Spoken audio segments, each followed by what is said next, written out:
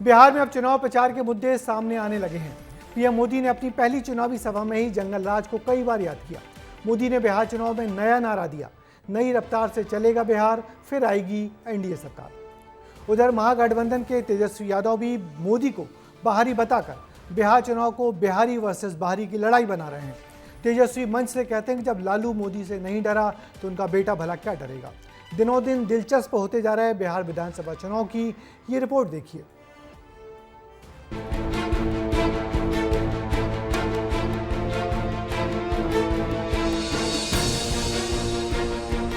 इतिहास में अब 14 नवंबर के बाद हर परिवार में सरकारी नौकरी होगा, सरकारी नौकरी होगा।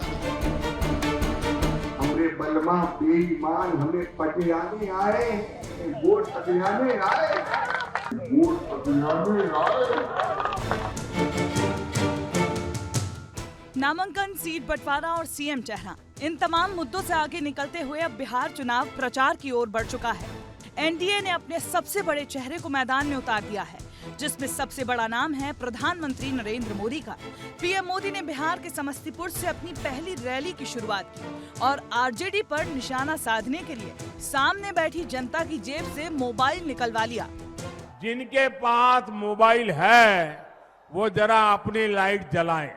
हर एक के हाथ में लाइट है तो लालटेन चाहिए क्या?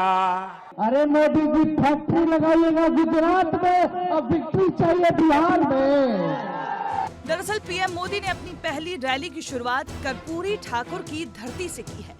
समस्तीपुर में वो कर्पूरी ठाकुर के पैतृक गांव पहुंचे। जनसभा से पहले प्रधानमंत्री ने कर्पूरी ठाकुर के परिजनों से मुलाकात की, क्योंकि महागठबंधन ने मुकेश सहनी को डिप्टी सीएम का चेहरा घोषित कर अति पिछड़ा वर्ग को संदेश देने की स्ट्रैटेजी अपनाई, तो एनडीए ने भी अति पिछड़ा वर्ग से आने वाले जननायक और भारत रत्न कर्पूरी ठाकुर के गांव से बिहार चुनाव का बिगुल फूंकते हुए अति पिछड़ा वर्ग को साधने वाला दांव चल दिया।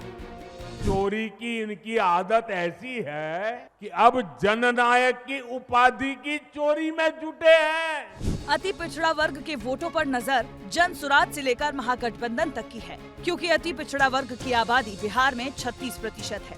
अति पिछड़ी जाति के हाथों में सत्ता की चाबी मानी जाती है। केवट, ढीमर, बाथम, मांझी, कहार जैसी 114 जातियां अति पिछड़ा वर्ग में ही आती हैं। पीएम मोदी ने खुद को और सीएम नीतीश, केंद्रीय मंत्री रामनाथ ठाकुर को पिछड़ा कहकर बड़ा संदेश भी दिया। हम जैसे पिछड़े और गरीब परिवारों से निकले लोग इस मंच पर खड़े हैं। समझा जा सकता है कि बिहार चुनाव में जातिगत समीकरण केंद्र बिंदु है। अन्य पिछड़ा और अति पिछड़ा की कुल आबादी 63% है और यही आबादी का साथ एनडीए को 2020 में मिला था। ऐसे में अब सोच समझकर महागठबंधन ने तेजस्वी को आगे कर ओबीसी को भी साधने की कोशिश कर दी। जवाब में मध्य प्रदेश के मुखिया डॉक्टर मोहन यादव ने बिहार की कमान थाम ली है। सीएम मोहन ने एक दिन में पश्चिम चंपारण, सहरसा, सिकटा और बगहा में सभाएं की। वो छोटा शहजादा पता नहीं क्या क्या बोल के कांग्रेस की पूरी मटिया में तराने में तुला है और उसके साथ ये खड़े हो जाए, कितना दुर्भाग्य के साथ बोलना पड़े। बिहार को बिहारी चलाएगा कि बाहरी चलाएगा? बिहारी चलाएगा कि नहीं चलाएगा? समझा जा सकता है कि बिहार की धरती पर जाति की लकीरें खिंच रही हैं, क्योंकि बिहार की मिट्टी में जाति की जड़ काफी गहरी जो है। अब देखना होगा कि जनता किस समीकरण पर भरोसा जताती है। ब्यूरो रिपोर्ट, विस्तार न्यूज। तो बिहार चुनाव में एक तरफ एनडीए गठबंधन है तो दूसरी तरफ महागठबंधन। एनडीए जहां सुगठित तरीके से मैदान में अपने गठबंधन के साथियों के साथ उतरा है, तो महागठबंधन अभी तक आपसी खींचतान और टिकट बंटवारे की उलझनों को सुलझाने में लगा हुआ है। इसमें दो मत नहीं कि इस बार बिहार में मुकाबला बहुत कड़ा और रोचक है। नीतीश की सरकार और तेजस्वी की जमीनी लड़ाई में चुनाव का ऊंट भला किस करवट बैठेगा, देखना होगा।